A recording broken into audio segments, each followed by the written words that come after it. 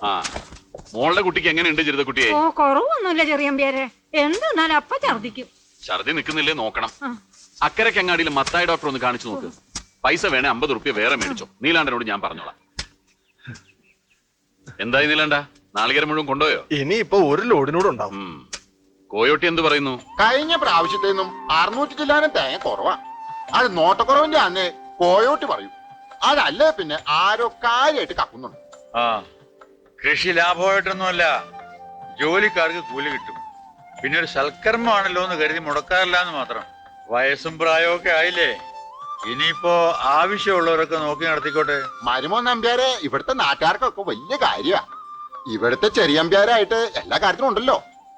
അതൊക്കെ തന്നെ ഒരു വലിയ ഭാഗ്യ. ആ കൂടുതലൊന്നും ആഗ്രഹിക്കാതിരിക്കാൻ നല്ലത്. എന്നാ നിരാശപ്പെടേണ്ടി വരില്ല. നീ കുറച്ച് നാളികേരം ചരിവെടുത്തേ. പണിക്കാരിപ്പോ വിളി തുടങ്ങും. നെല്ലിന്റെ പണി തീരുന്നവരെ അടുക്കള പണിക്ക് വേണമെങ്കിൽ ഗീത വരാന്ന് പറഞ്ഞിട്ടുണ്ട്. ഇവിടെ ഇപ്പൊ അടുക്കളയ്ക്കല്ല ആള് വേണ്ട, തൊഴുത്തിലെ പൈക്കള കാര്യ കഷ്ടം. ആ നാരായണൻ നായരോട് വരാൻ പറഞ്ഞിട്ട് ഈ വഴിക്ക് അയാൾ തിരിഞ്ഞു നോക്കിയിട്ടില്ല. ഓ എന്താച്ചാ? ഇതാ എടുത്തു വെച്ചേക്ക്. നാളികേരത്തിന്റെ കാശ ഇക്കുറി 10-600 കുറവുണ്ടെന്നാ കോയോട്ടി പറഞ്ഞത്. ആ ഗോപിയോട് പറഞ്ഞേക്ക് കാശിന്റെ വല്ല ആവശ്യമുണ്ടെങ്കില് കണക്ക് കാണിച്ചിട്ട് എത്രയാന്ന് വെച്ചാ എടുത്തോളാൻ.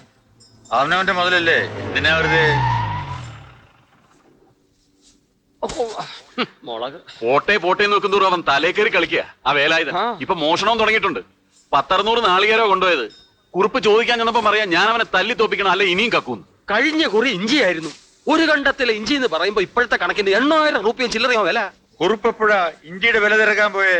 അല്ല, ഒരു ജനപ്രതിനിധി ആവുമ്പോ ഇഞ്ചിയുടെ വിലയൊക്കെ അറിയണമല്ലോ. ആ നീ ചോറായെങ്കിൽ എടുത്തു വെക്കേ. ഇന്ന് കൂപ്പിൽ പണിക്കാർ ജാസ്തിയുള്ള ദിവസാ.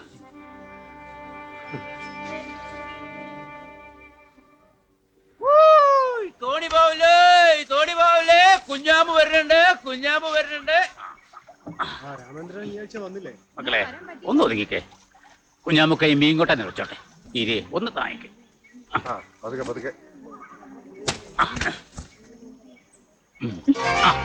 കുന്നുമ്മ ശാന്തി ഉണ്ടോ? ശാന്തി ഇപ്പൊ അക്കരക്ക് അങ്ങാടിക്കൊക്കെ വരത്തുണ്ട.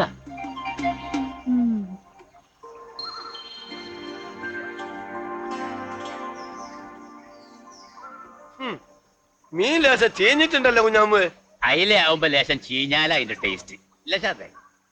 അല്ല വേലായുധ മൂപ്പർ ഇപ്പോഴും ശാന്തര ഇവിടെ തന്നെ കിടപ്പ്. മുള്ളംകൊല്ലിയിൽ ഉശിരല്ല ആണുങ്ങൾ വേറെയും ഉണ്ട്. ആരാ നീയാ മുള്ളംകൊല്ലിയിൽ ഉച്ചിരുള്ള ആണ്? അയ്യടാ, ഈ മസിലും പെരുപ്പിച്ച് വഷളത്തം വിളമ്പാന്നല്ലാണ്ട് വേലായുധന്റെ നിഴല് കണ്ട മുക്കറയിലൂടെ പോത്തെ നീയൊക്കെ. അവന്റെ കൂടെ കിടക്കുന്നതിന്റെ മൂച്ച് കിരിരാഹനോട് എടുത്തോണ്ടല്ലോ. എടുത്താ നീ എന്തുണ്ടാക്കാനാടാ? മുള്ളംകൊല്ലി ചങ്കച്ചോരെയുള്ള ആണുങ്ങളുണ്ടേ വന്നോ? അതെ, ഒന്ന് നിർത്തണ്ട നിങ്ങള്. ഭാര്യ ആളുകളുടെ തോണിയില്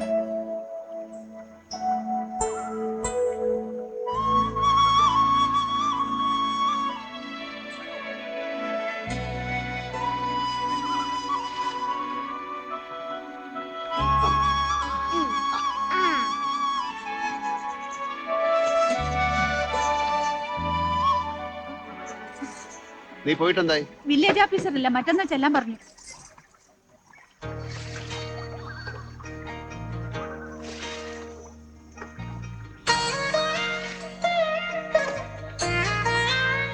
നോക്കി നടക്കടി.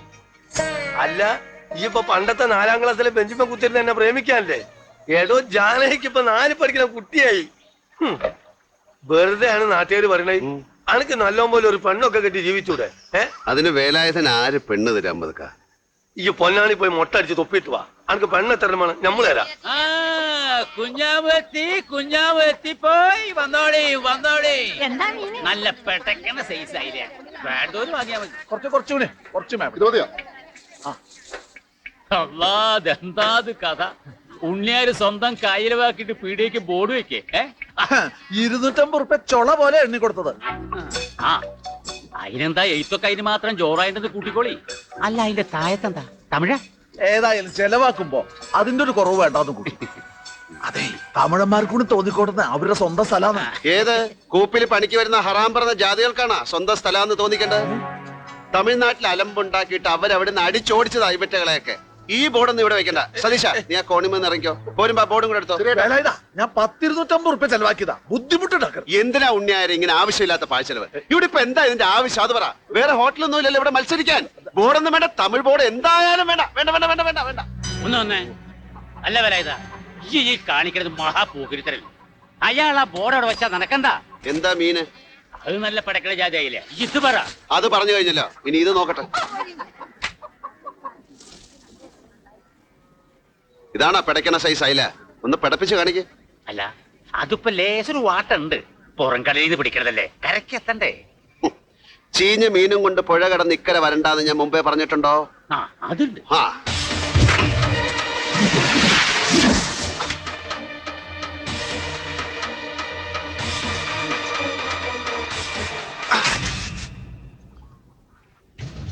എന്നാ ഈ മീനെ ഇവിടെ വിൽക്കണ്ട. അയ്യോ വേലായുധ, കുഞ്ഞമ്മക്കാന്റെ വയറ്റത്തടിക്കല്ലേ. വയറ്റത്തല്ല, തലമണ്ട പൊട്ടിക്കേണ്ട പണിയായത്. വേണോ? മോനെ വേലായുധനൊക്കെ അത് കിട്ടോക്ക്. അല്ലെങ്കിൽ തന്നെ ഇവിടുത്തെ പിള്ളേർക്ക് തൂറിലും ഛർദി ഒഴിഞ്ഞ് നേരമില്ല. ഇനി അമോണിയം ഇട്ട മീൻ കൂടെ തിന്നാ റെഡിയായി. അടി പിന്നാലെ പോയിട്ടൊന്നും ഒരു കാര്യമില്ല കുഞ്ഞാമു. വടി കുത്തി വെച്ച ഉത്തരവ് ആയി കഴിഞ്ഞു, പിന്നെ മാറ്റമില്ല.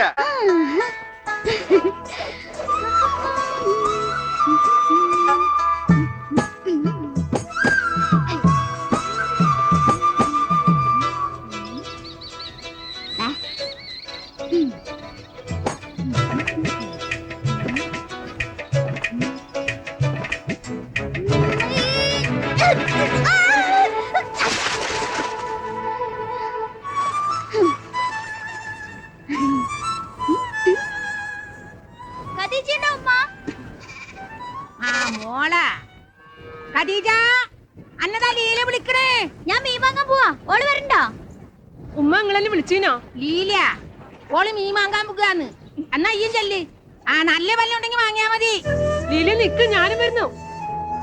നിക്കടി, നിനക്കൊരു 2 മിനിറ്റ് കാത്തുന്നൂടല്ലേ? ഒഴുക്കൽ വീണ ഇല പോലെ അവിടെ ഇവിടെയും തട്ടി നടന്ന് നിൽക്കരുത്. നേരെ പോവാ, മീൻ വാങ്ങാ, വീട്ടിലേക്ക് തിരിച്ചു പോരുക. അമ്മയുടെ ഓർഡർ. അരിയും പഞ്ചാര.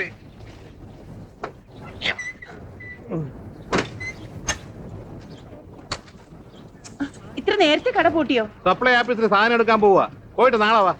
രാത്രി വിളക്ക് കത്തിക്കാൻ ഒരു ഇറ്റ് മണ്ണെണ്ണയില്ല കൃഷ്ണ. കുറച്ചെടുത്ത് തന്നിട്ട് പോ. നിങ്ങൾ കടന്നോ, ഞാൻ വന്നോളാം. പിന്നെ വരുമ്പോ 5 ഉറുപ്പിക്ക് മീൻ വാങ്ങിട്ട് വന്നാ നന്നായിരുന്നു. കൂട്ടാൻ വെക്കാൻ ഒന്നുമില്ല. എന്തിനാ 5 രൂപയ്ക്കാക്കുന്നു? 10 രൂപയ്ക്ക് ആയിക്കോട്ടെ, പാതി വറക്കുകയും ചെയ്യാലോ. കുശാല ആയിക്കോട്ടെ. അച്ഛൻ കള്ള് ഷോപ്പിലേക്കുള്ള പോക്കാ അല്ലേ അമ്മ?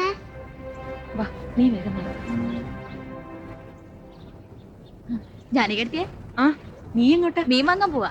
ലീലേച്ചി, 5 രൂപയുടെ മീൻ ഞങ്ങൾക്കും കൂടെ വാങ്ങാം. ഇവളുടെ വർത്താനം കൊണ്ട് ഞാൻ തോറ്റു. മീൻ വേണം, ഞാൻ കൊണ്ടുതരാം. വേണ്ട, നീ പൊയ്ക്കോ. കൃഷ്ണേട്ടൻ വരുമ്പോ കൊണ്ടുവരും. ശരി. അച്ഛൻ കൊണ്ടുവന്നിട്ടുന്ന മീൻ കൂട്ടിയത് തന്നെ. മീൻ കൂട്ടിയില്ലെങ്കിൽ എന്താ? നമ്മുടെ ബുദ്ധിമുട്ടുകളൊന്നും ബാക്കിയുള്ളവരെ അറിയിക്കരുത്, മനസ്സിലായോ?